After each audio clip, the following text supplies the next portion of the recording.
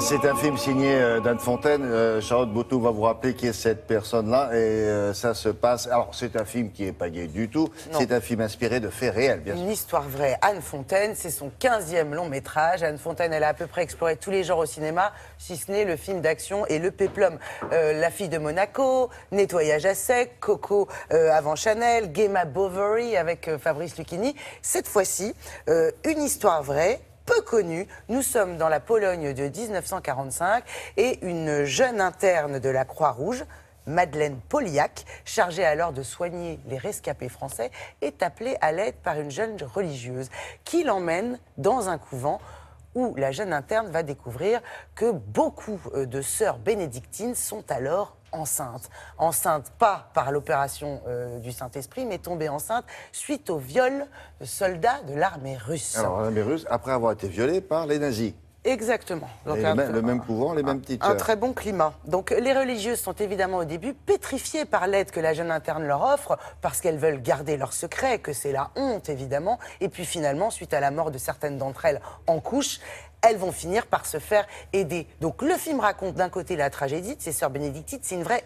immersion au sein du couvent. Donc c'est des prières, c'est très contemplatif, au rythme des chants grégoriens.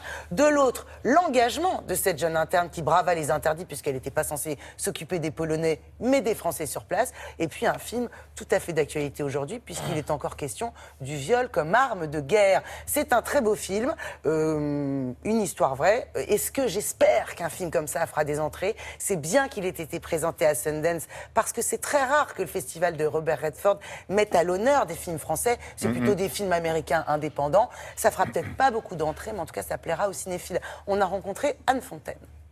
Bonjour Anne Fontaine. Bonjour.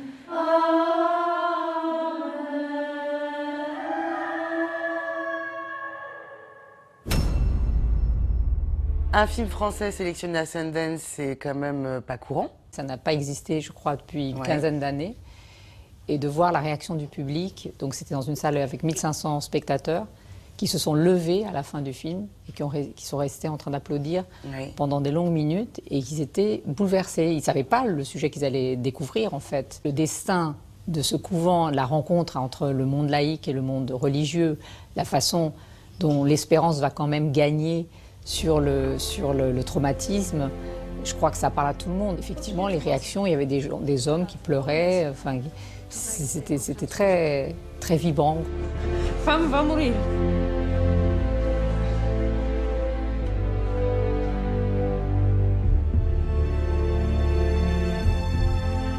Combien d'entre vous sont dans cet état? 7. Cette histoire-là, qui est donc vraie, même en Pologne, elle est occultée, ils l'ont oubliée. Comment est-ce que vous êtes retombée là-dessus? Comment vous avez découvert cette histoire? Il y avait un traitement écrit par 2 jeunes scénaristes qui était en fait inspiré du journal de bord de ce jeune médecin français. Elle avait décrit ce qu'elle faisait pendant la fin de la guerre et la rencontre avec cette réalité de sœurs qui avaient été violées par l'armée rouge. Ensuite, on a construit l'histoire de manière romanesque. On a interprété les faits, si vous voulez. Vous n'aurez pas seulement besoin de l'aide de Dieu. Tous les jours, je revis tout ce qui s'est passé. Tous les jours. Mais là, on touche quand même un peu aux religieux. Est-ce que vous avez rencontré des sœurs? Est-ce que vous êtes rendu dans des monastères? J'ai fait 2 retraites dans 2 monastères de bénédictines françaises. Oui. Elles m'ont adoptée comme novice, en fait. Donc vous avez vécu à leur rythme, tout pareil. J'ai toujours voulu qu'il y ait un aspect véridique, mais ce n'est pas un documentaire, c'est vraiment un film romanesque d'une certaine façon, parce que c'est sur une aventure humaine complètement incroyable. Et qui prend une résonance toute particulière aujourd'hui. Ça n'a jamais cessé, du reste, le viol comme arme de guerre, en fait. Quand j'ai été, il y a quelques jours au Vatican, justement, la réaction de l'évêque Carballo, qui est très proche du pape François, disait qu'au fond, c'était un film thérapeutique pour l'Église. D'abord parce qu'on voyait la vérité d'un moment occulté de l'histoire et on montre les différentes réactions des sœurs face à un événement complètement stupéfiant et de surcroît la modernité malheureusement, c'est-à-dire qu'aujourd'hui dans les pays en guerre c'est exactement la même situation. Błagam, proszę mi powiedzieć prawdę. Robiłam to, co należało. Merci beaucoup et bravo. Merci. Merci.